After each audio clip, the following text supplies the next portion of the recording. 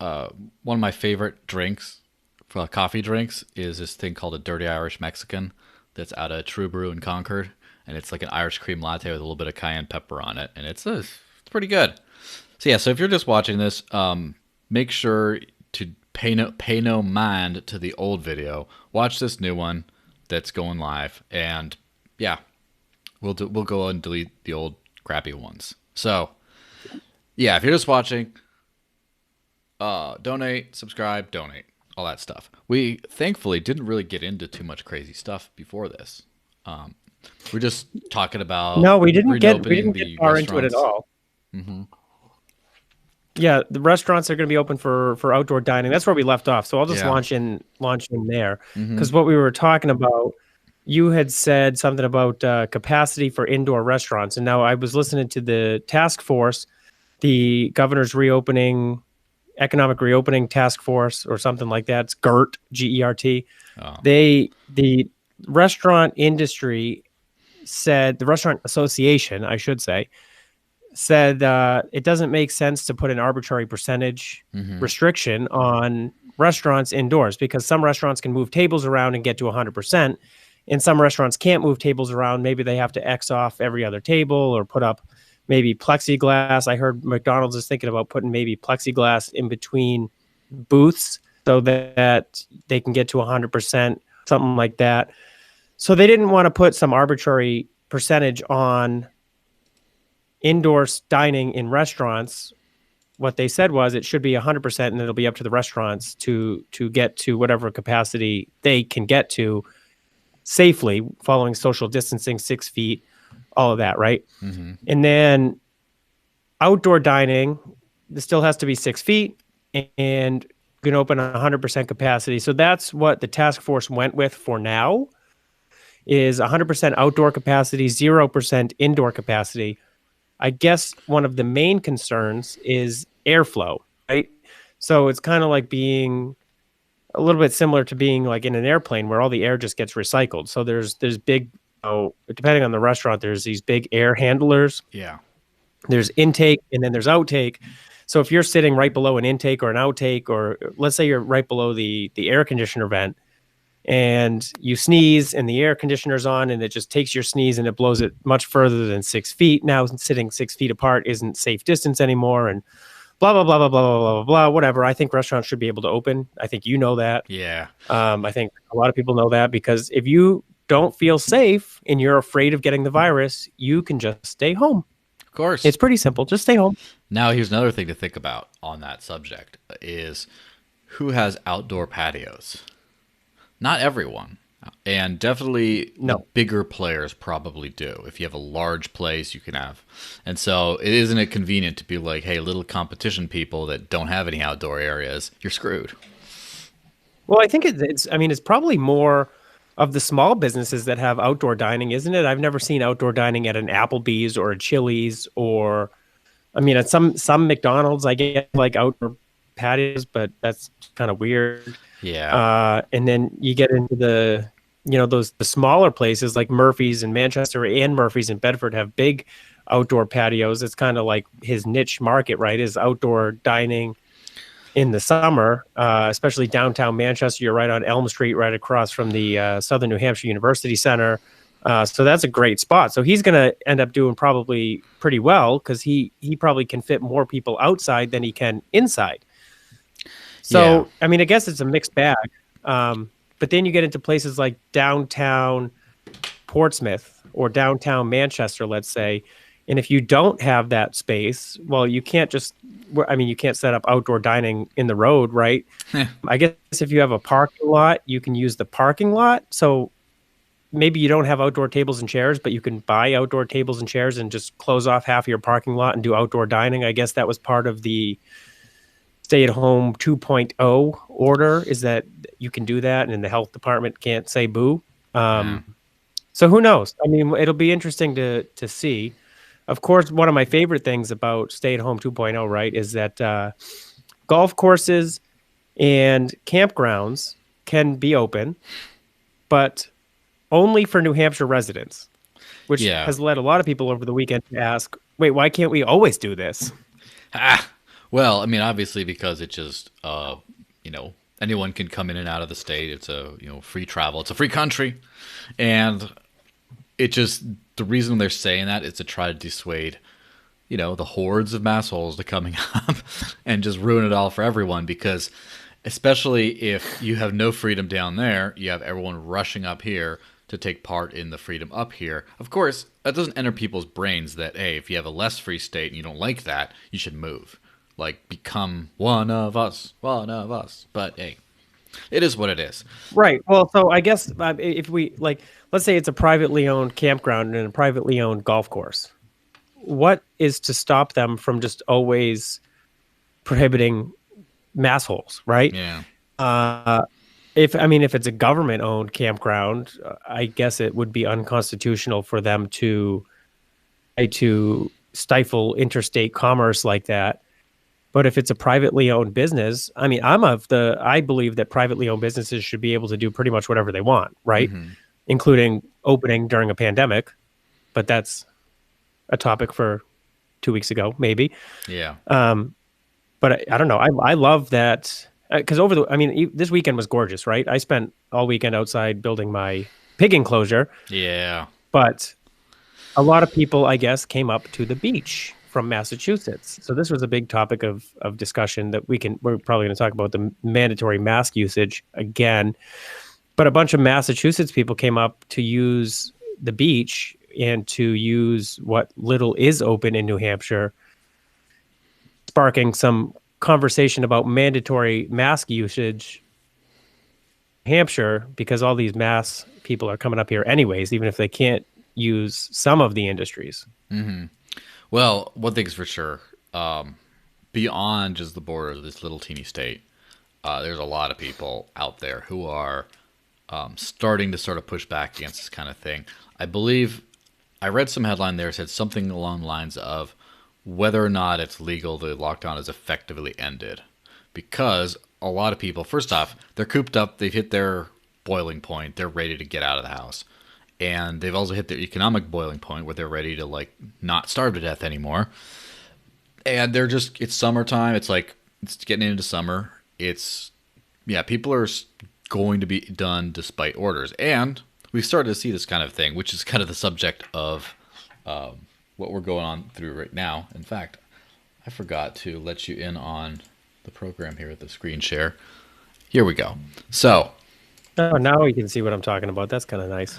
Civil disobedience. So hot right now. Yeah, I mean, it's an older meme, sir. First of all, Zoolander is a fantastic movie. Mm-hmm. If you haven't seen it, I recommend watching Zoolander. Great movie. Yes.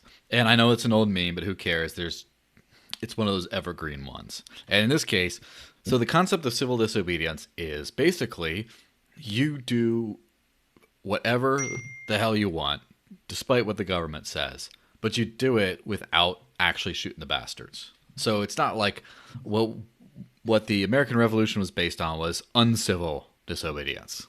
Or, disobedience where, people don't like you, so you don't like what they're telling you to do, so you just shoot them if they try to stop you. This right now is just, hey, we disagree with these rules and regulations affecting us right now, so we're just going to go ahead and just do whatever we want, and then in so doing, protest the laws and hopefully get them to reconsider. So it's... Well, the theory behind it is, right? Like, so Mm-hmm. if every business in New Hampshire just said, screw it, we're gonna do whatever we want anyways, and or a you get the critical ones mass that want to thereof. open it, and they go open. Mm-hmm. What are you gonna rile up the National Guard to go shut all these businesses down? Mm-hmm. Now, if one restaurant decides to open against the order, which we're going to talk about, then what you effectively get is one restaurant versus the force of the entire government. Mm-hmm. Whereas if every restaurant opens it, now it's every restaurant against the force of the state government. And at that point, it becomes like this tipping point. Like, well, the National Guard are they going to go around to every restaurant? Is the state police going to go to every restaurant? Mm-hmm. Are they going to pull all these liquor licenses from every restaurant? I mean, if one restaurant does it, that's easy. Boom, you pull their health and liquor license, like this guy in Maine, Sunday River Brewing Company, I believe it was. He said, Yeah, He's here we in go. Maine. He said, "Screw you, Janet Mills. I'm opening my restaurant. I'm tired of this. We're open." And Mm-hmm. he had a line of people to use his facility Of course. voluntarily. Nobody forced them to go there. They said, "This guy's open. We love it. We're going to go support him."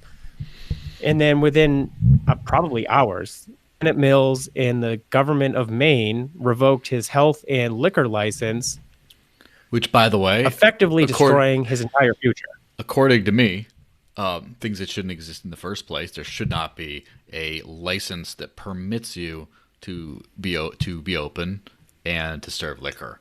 I think those kinds of licenses should be like private certifications that just say this is a reputable business that's gone through all the things that we deem to be safe to operate, but not a permission slip to open. You should be able to open a terrible business and have people say that's terrible. They don't trust them. Don't trust that they know how to handle alcohol correctly. Pan them, but Yeah, yeah, and the free market will take care of it. And if you yeah, actually commit a crime, like a real crime with a victim, mm-hmm. then the government in that instance can come in and say, no, you committed a crime. We're going to prosecute you for that crime. We're going to prove you guilty beyond a reasonable doubt, and then we're going to go from there. Yeah, But this government permission slip to do a normal industry, right? Like, so, I mean, if I were to cook dinner and just serve people in my driveway, I don't necessarily know, but maybe I'll charge them, a few dollars here and there. I would be committing, quote unquote, a litany of crimes. what are crimes under state law, because I raise my own meat, I process my own meat, and if I cooked it in a quote unquote unapproved kitchen and then served it to people without a license, and maybe I serve them liquor too, oh, heaven forbid the damage that could be done, right? Yeah, And the premise behind all of these permission slips is public safety, public safety, public safety, public safety, public safety. Well, who knows how to keep you safe better than yourself, right? If you go to a place and you get sick, or if somebody goes to a place and they get sick, it's 2020. This stuff goes viral on the internet in 4 seconds flat. So if you got food poisoning, I mean, remember what happened at Chris Pappas's restaurant there? What's it called? Backyard? No, it's in Manchester. They got good chicken fingers. Puritan? Whatever. Somebody had Puritan. one of those. Was it Puritan? Thank you. Yeah. How can you be Yes, it from was a around here Puritan. forget Puritan? Anyway. Somebody had the norovirus, right? And they were at a function there, and a bunch of people got the norovirus because of this function. One person died, and the Puritan made literally national news, and that's because Chris Pappas is a congressperson. But stuff like that just goes viral so fast now that the free market will take care of this stuff. Now, one person gets food poisoning, probably an isolated incident. If it happens regularly, then there's something wrong with that restaurant. They're going to go out of business. Yeah, absolutely. Now, civil disobedience is kind of interesting because a lot of people rely on the government to tell them what they should and shouldn't be doing, which I think is madness, but it's just the way we ended up finally. And so the government says you can't go to these shops, so people don't, and the shop owners don't open. But then we have this magical thing, this magical set of circumstances where people just say, you know what, through desperation, through disbelief, through whatever reason, through anger, whatever you want to call it, people decide, you know what, nah. And then they go do what they want, and then guess what? Nothing really happens. So, nothing really happens unless the government makes it happen, which is kind of a scary, threatening kind of way of doing things. But our dear friend, Yvonne Dean Bailey, who used to be a state rep in New Hampshire, and for some reason decided to go full communist California. Well, I don't know. I don't judge life choices. I do kind of judge going to California because I'm. Well, just to clarify, she is not a communist, but she did move to communist California. Yes, so she is a sheep in the lion's den, so to speak. She's been. Well, I think she's a lion in the sheep's den, isn't she? Well, yeah, I guess depends on how you want to go spin your metaphors. But she, of course, made the podcast a few episodes ago for her mom basically being deemed a non-essential business for being an esthetician, and then we had a good laugh over having you try to say esthetician. And now, of course, Yvonne has been upset over this whole thing, and has started this to really lean into the Reopen America thing, And as part of that, guess what? There's this place called, the gym, which is great, great branding in California, that is a gym. And guess what? They opened, and despite it being, I guess, illegal to do so.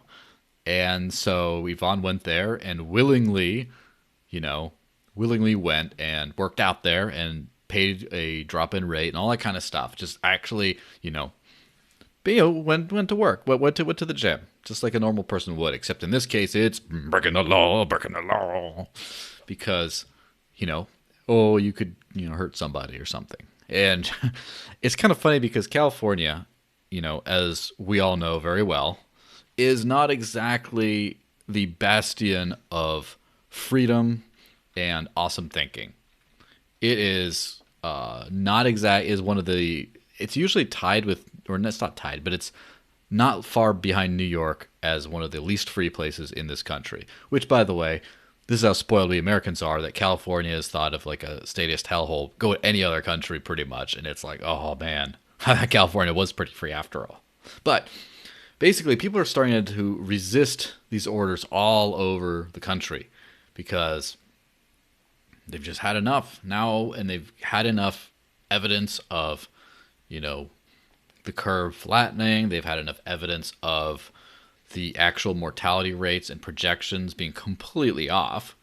They've had enough, anecdotal evidence of like, oh yeah, this person had it and this happened. They've been on TikTok enough to see that so many healthcare professionals just working that stuff all day long. Of course, I'm sure most healthcare professionals are actually doing a fantastic job, but there's enough limited capacity. There's enough limited usage of the healthcare system right now that now it's being like, you know what? We're kind of all starving to death here, and we don't need to be. So let's go out and get a job. Let's go out and get our job back. They took our jobs. Yeah, no, I think it's great. I mean, if a business that I wanted to go to open near me, like let's say, I mean, I don't go to the gym anymore because one, I don't have time with 2 small kids, a farm, a wife, everything else that I do. But if I was somebody that went to the gym and the gym that I went to opened, or a gym near me opened that I normally don't go to, I would be there in a heartbeat. Of course. Or, and we don't even eat out that often. We don't get the opportunity to eat out that often. But if a restaurant opened on a speakeasy status near me, I would be there in a heartbeat. I would absolutely support their free decision to open their business and to make a living for themselves, regardless of what any government says, whether I support that government or not. So, I'm a big fan of Governor Sununu in New Hampshire. I think he's done a pretty fantastic job over the last 3.5 years as our governor. But I would absolutely do full-on civil disobedience for a business that I found use in. Yeah. And that I wouldn't necessarily go get my nails done at a, under the radar nail salon because, I mean, it's just not something I do. But any business that I would use, I would absolutely support. Yeah, and that's which I don't want to spend too long on because we already hit on it in previous episodes. But that is kind of funny, the separation. The mental separation of the state and the governor to a certain extent. At least it seems to be that way because of people going to the state house protesting against what the governor has said, yet seeing, yeah, he's a cool guy. I just think what he does sucks. And there seems to be a little bit of cognitive dissonance. I'm 50-50 on if that's cognitive dissonance. So first off, Sununu is probably compared to most people, especially most politicians, a freedom-oriented person. He believes more or less in freedom. And he is unfortunately, or fortunately, a pragmatist, like a very pragmatic kind of person, not an ideologue. And I remember when he narrowly won the New Hampshire primary. Yes, like very narrow. By the narrowest of margins, when he was kind of like the shoe-in, sort of, and then who is now his education commissioner, Frank Edelblut, almost beat him, being like the hardcore principled liberty guy. And I think that kind of like pushed him in a more pragmatic, it pushed his pragmatism in a more freedom-oriented direction. And I think that's probably true. Yes, and I would probably argue that he has been able to do more than possibly. Again, this is who knows, right? Who knows if Edelblue had been in as governor. I'm guessing that Sununu's probably been able to get away with freedom, more freedom based things because of his pragmatic sort of approach to things, because of who he is as a pragmatist. Unfortunately, it swings the other way as well. Whereas right now, I'd love to have a North Dakota style governor who just says, nope, we're not shutting anything down. Nope, we're doing this. We're trusting individuals. South Whatever. Dakota, but that's okay. Yeah, no, yeah, whatever. I'm not gonna say I mean, anything. Christy Noem is a fantastic governor out in South Dakota, but South Dakota, It's I also mean, there's easier to be that so way out many there. differences between South Dakota and New Hampshire. Yes, and part of it Right? is your neighbors aren't rushing to go to your beaches and stuff because they have a completely like terrible lockdowns stuff going on. So Yeah. I would probably like. I think a lot of people are giving Sununu slack because they realize that he's a pragmatist and that pragmatically he's flanked by all these other like Vermont banning seed sales and other random things like that. Maine, of course, cracking down. Yeah, I can't even go. Like I used to go on the drive because I'm walking distance from Maine right here, and so I used to like go on I'm sorry, don't judge me, but I used to when I go through a drive, turn back the other road, I dip into South Berwick or whatever on the way back down, and like now there's these big signs says warning non-essential travel to Maine. You're subject to a 14-day mandatory quarantine and all this kind of stuff, and it's just like that's in Maine, and of course Massachusetts all shut down as well. And if you have too much freedom up here, you will get people coming up here and taking advantage of it. Just kind of how it works. And rather than just say, so be it, we're going to do our thing, we're not going to restrict the rights of our citizens. He's chosen the pragmatic approach of saying, yeah, well, let's act in accordance with our neighbors so we don't get some negative effects and I don't get blamed for possible surges and deaths and things like that or whatever. Well, Very, very yeah, that's pragmatic. part of it. Yeah. The other part of it is we say that we're this the live free and die state all the time. The Free State Project chose here to move liberty forward. We have a lot of liberty representatives in the House of Representatives, which one of whom is watching now. Hi, Janine. Hi, Janine. There's all these people that believe in liberty and that want to move New Hampshire towards more liberty. But if you look at the general population at large, so after 9/11, right? I was pretty young. I think I was in 7th or 8th grade when 9/11 happened. And then immediately after that, we got two wars that we're still in, right? And we got the Patriot Act. No one's so the government's upset about spying on us. Yeah. So the government's been spying on us for 18, 19 years now, and they just get away with it because it's all in the name of safety. We got the TSA out of 9/11, and they are the biggest. I hate flying, and I think anybody that goes through the TSA frequently hates the TSA, right? So you to get on a plane, they literally scan your body with these scanners, or you can get a pat down or whatever. And we went along with that in the name of safety, because at least a majority of the people in this country feel safer when the government does these things that quote unquote make us safe, right? So we're getting the same kind of effect now, where the Governor Sununu has an overwhelming approval rating. It was like 90%. Yeah. Of 90% of people who took this survey. I forget. I don't know how many. I'm sorry. I'm losing my train of thought. There were two different surveys. Yeah. UNH and St. A's both did polls, and he had like an 89% approval rating among Republicans in one, and an 86% approval rating among Republicans in the other. So even if what we think he's doing is wrong, and even if what a lot of people think what he's doing is wrong, they're still support him, right? They're giving him the support. Yeah, so it's weird. It's hard to argue that. I wonder what. Go ahead. I wonder what the. So again, that feeds into being a pragmatist and keeping those approval ratings high, even if it's possibly destructive to the state. But I'm not trying to be mean to him here. it's also wondering if I wonder if his policies have the same approval rating. You know what I mean? Like probably not. And there's a little bit of a disconnect. And I don't know exactly how I feel about like. So I don't think it's necessary. Like I don't think being mean to people in political power is necessarily a productive thing. Like saying like you're just a dictator and blah, blah, blah, blah, blah. Okay, focus on the policies, right? And honestly, if you have a pragmatist in office, you know, why don't you give the pressure that would then cause him to pragmatically do the things you like? So, for example, if the whole state engages in civil disobedience, eventually he's got to either become not a pragmatist and start cracking down on people and, you know, sending in the troops and all this kind of nonsense, in which case people are going to hate him real quick, or he's going to have to go along with that. So, as always, power to the actual people.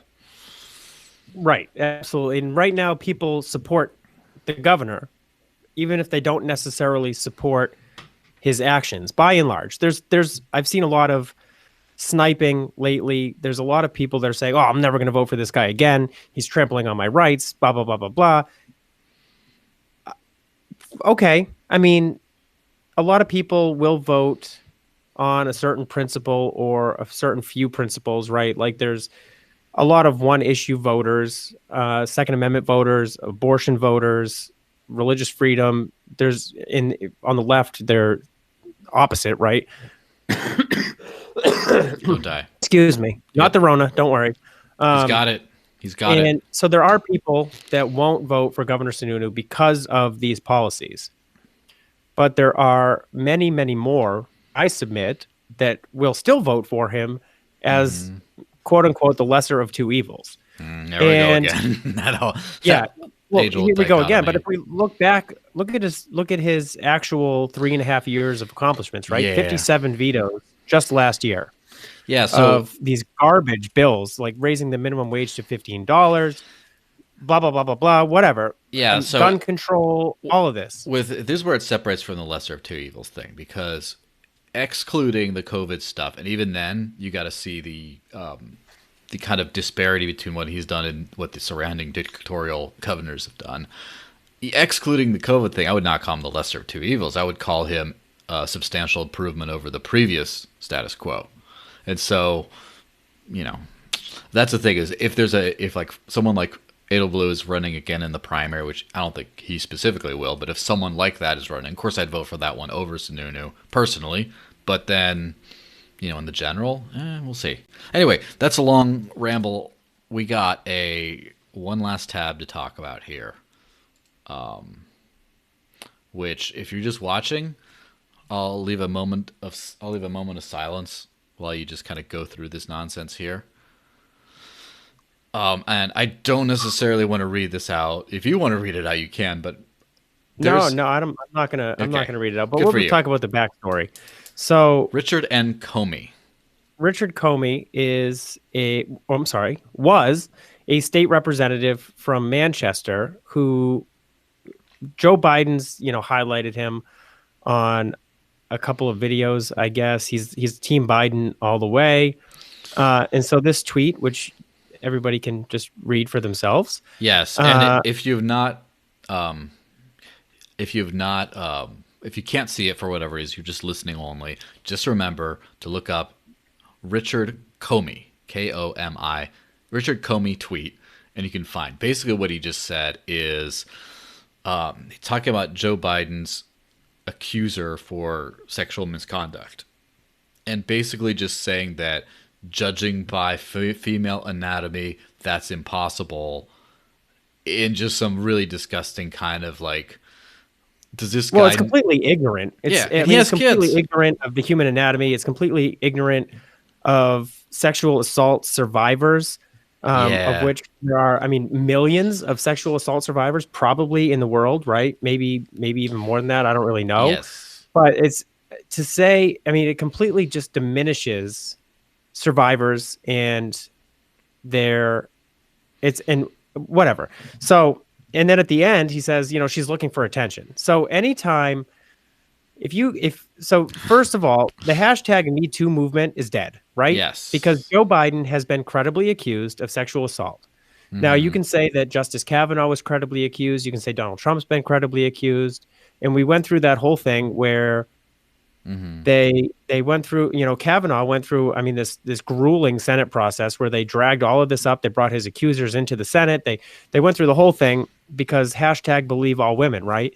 And now you have this where the Democrats are forced with this, I mean, it's Alinsky's rules or make the other side live up to their own rules, right? Yeah. That's number 6, I think it is. So you get the hashtag believe all women crowd, and now all of a sudden they don't believe all women. So what are they going to do? And not only that, but Joe Biden has said that his vice presidential candidate is going to be a woman. So you're going to have this woman vice presidential candidate that has to say she doesn't believe the accuser, right? Because otherwise, how could you be on his ticket? Either you believe all women or you don't. But in this case, are you going to be a vice presidential candidate for a man who has been credibly accused of sexual assault, and you're just going to get owned by your own party, right? The hashtag Me Too movement is dead. They killed it. They killed it. And of course, the whole movement is split over how to handle this.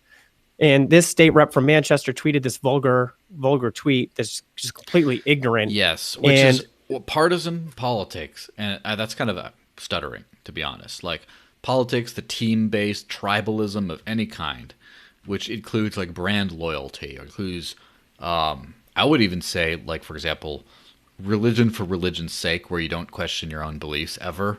Things like that are just, it's definitely a disease of the brain of a certain, to a certain extent, where you're basically able to say, I believe all these things to be true in my life. I have principles. I try to be a good person. I do whatever else.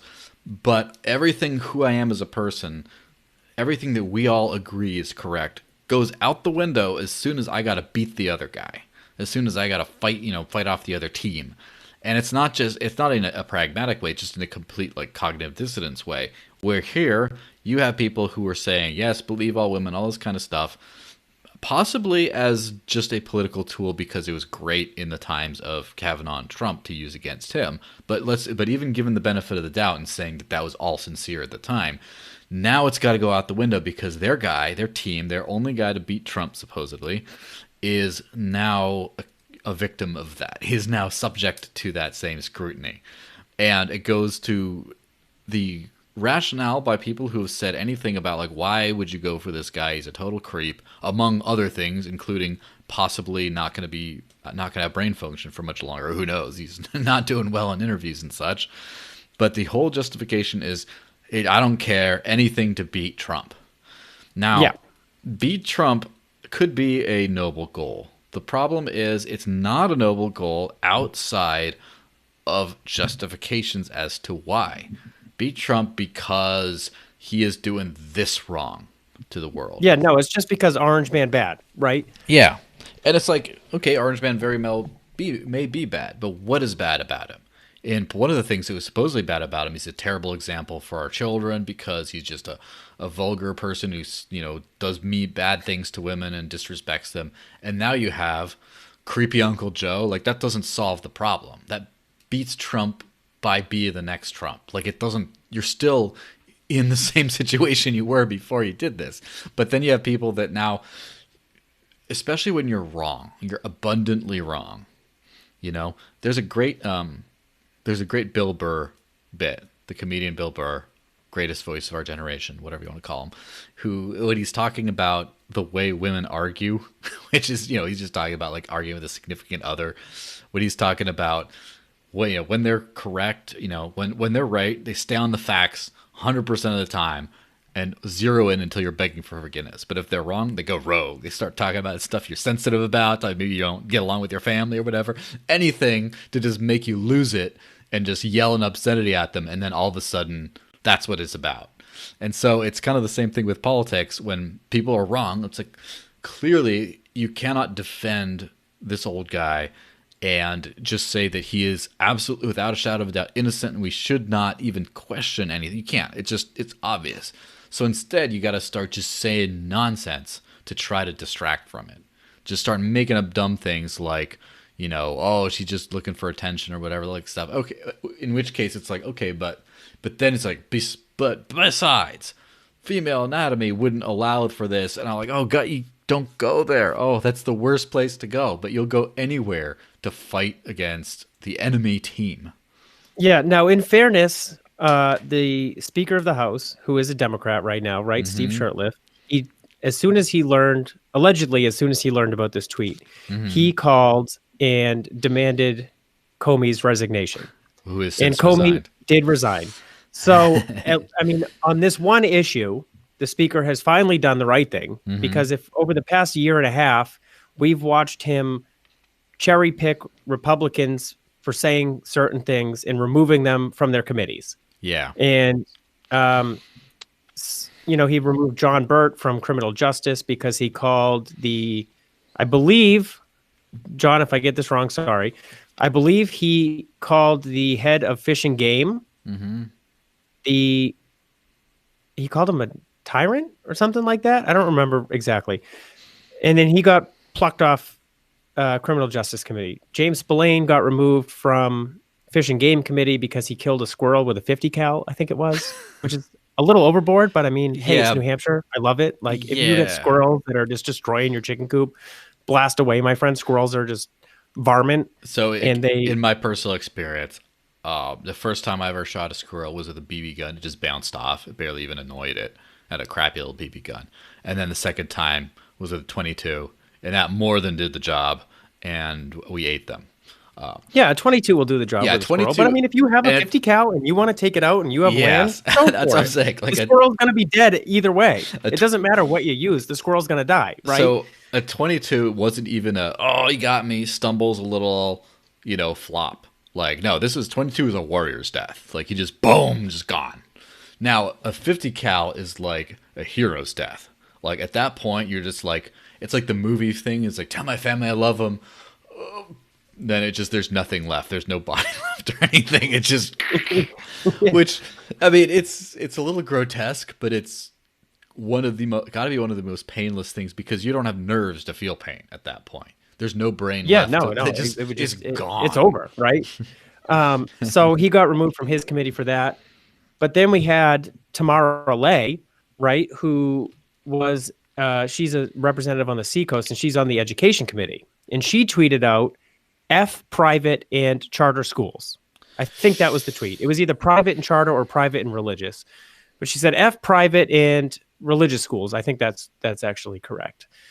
And she was, quote unquote, suspended from her committee. So she has this clear bias against two very big parts of the education system in New Hampshire. She has a clear bias against them. So she can't obviously legislate unbiased, but we expect our legislators to have bias. So by Shurtleff only suspending her, and she never apologized for saying that either, Shurtleff only suspended her from the committee instead of removing her, which shows that she has the quote unquote correct bias against education. Yes, but at some point, even that kind of bias, you just see some guy tweeting about female anatomy and stuff, and you're just like, oh God, this is not something that can be recovered from, because at that point, you're just kind of covering your own ass. You're saying, okay, if I don't get ahead of this and just say, hey, crazy person who just tweeted the stupidest thing in the history of the legislature, maybe. I don't know. Have you seen our legislature? Because they've done some pretty stupid crap, right? Like Kyle Tasker was actually, we don't need to get into that. Oh, yeah. But there have been some bad apples in the New Hampshire legislature, because there's just so many apples, and the barrier there's so many. Kyle Tasker, Eric Schlein. There's really no. I mean, but as far as 400, tweets, as far as public tweets, that's up there. Probably one of the worst. It's definitely up there. It's in the gallery. But the speaker did the right thing. The speaker did the right thing. He asked for him to resign. He ended up resigning. Right away too. Representative Comey is no more. Thankfully. There are a couple good representatives that are liberty oriented that are running in his district. So hopefully that helps move the needle in their direction. Yeah, it's hard to imagine getting someone worse. But it's funny. Just like switching back to when I see like the combination of like dress and the glasses and stuff from his thing, the first thing I see when I look at that, it reminds me of was it for the people from Ghana dancing with the coffin meme thing? I don't know if you've seen that one going around. I don't think I've seen it. Oh, It's pretty funny, but it's basically used as a meme to indicate someone is like dead. They're done for. Because it's like if those guys are dancing towards you, that means it's like, and it's been used with like Kim Jong-un and other people like that. And it's funny because that kind of happened to his political career.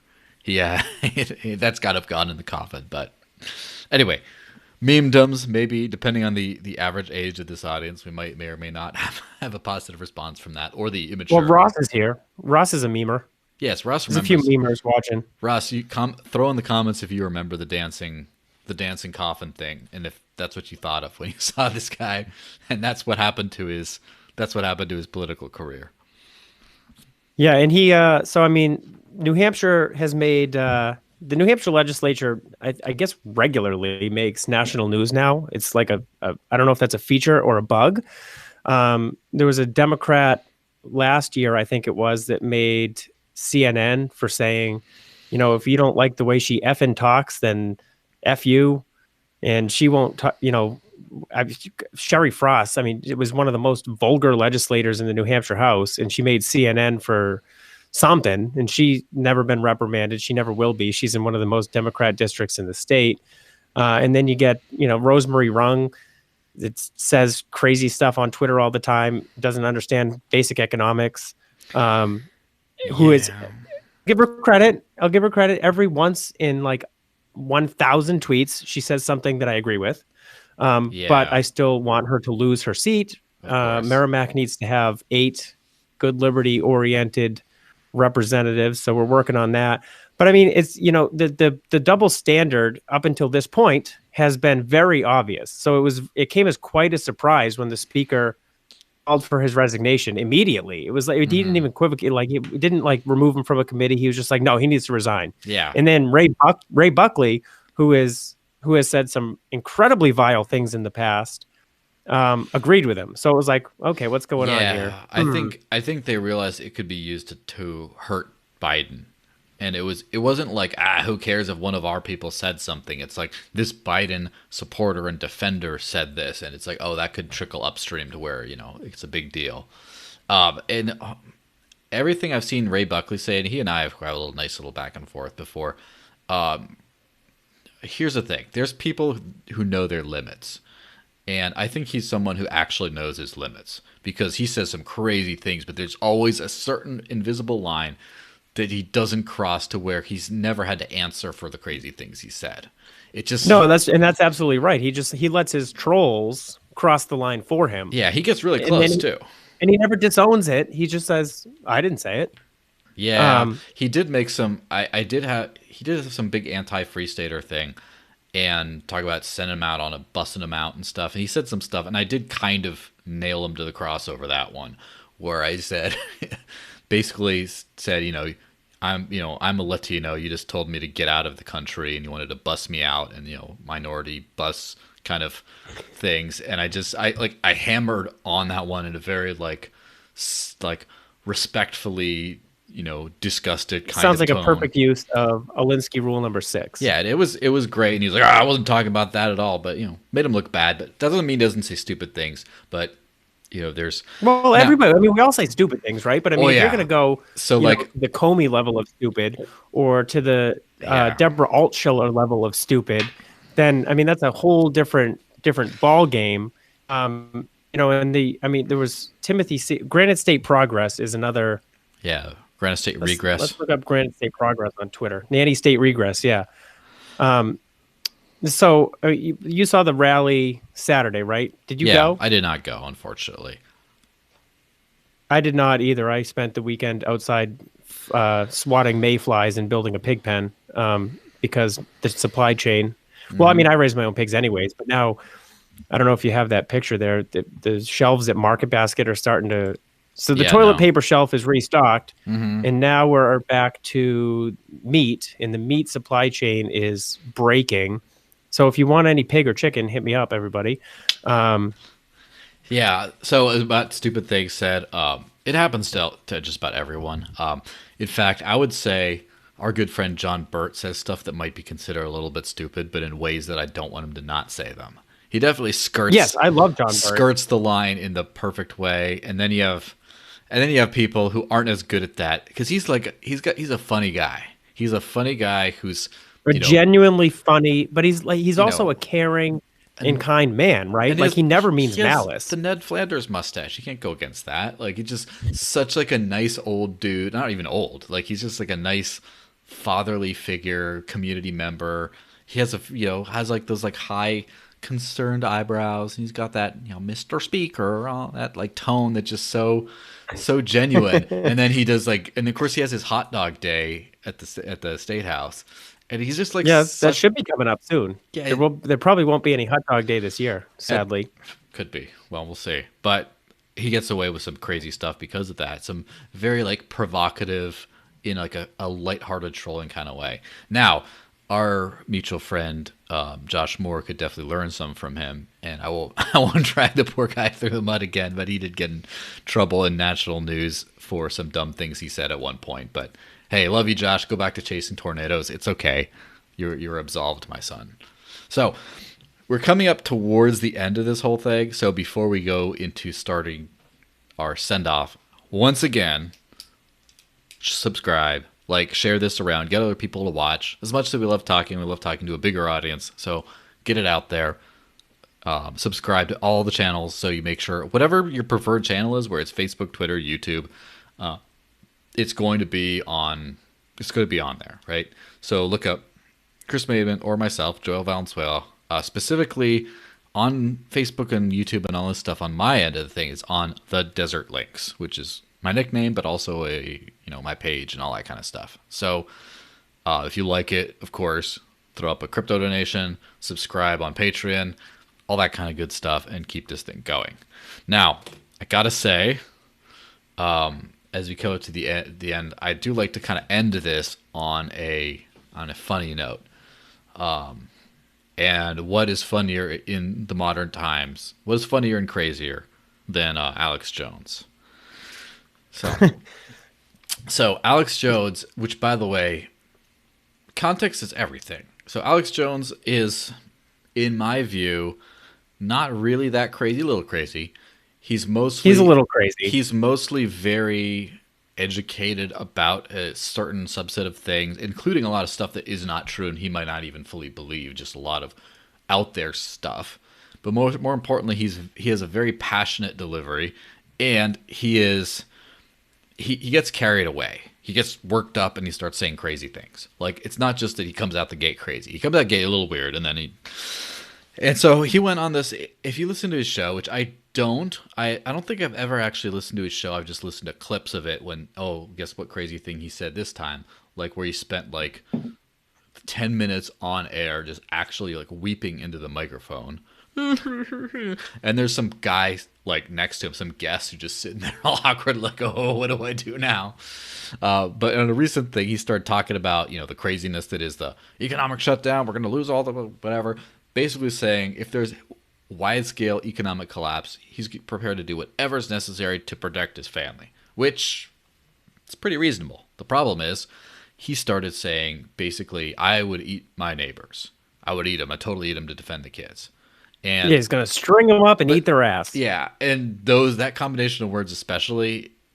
So first off, the eat ass kind of thing, because of its other implications, was always hilarious.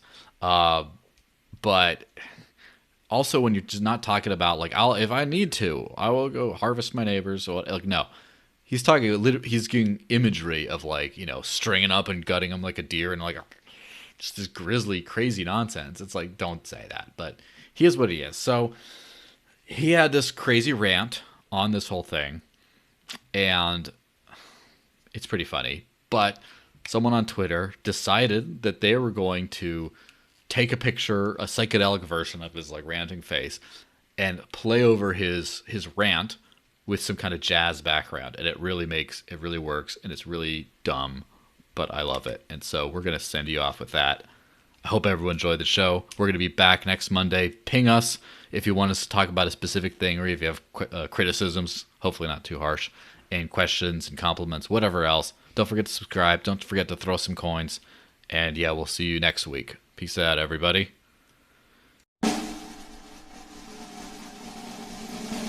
will eat my neighbors. I'm not letting my kids die.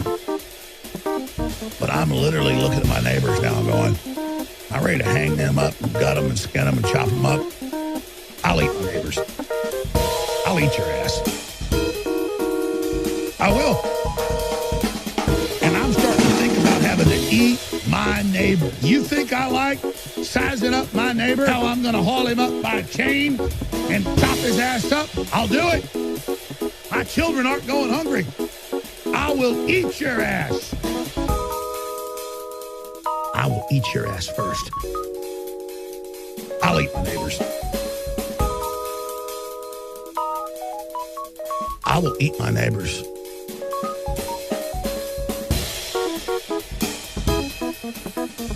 I will eat your ass. My children aren't going hungry.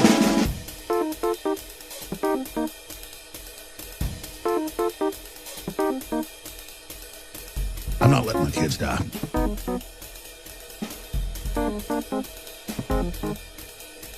I will eat my neighbors.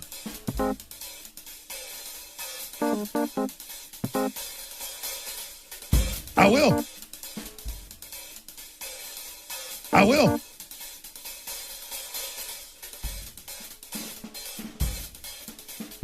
I will eat your ass first.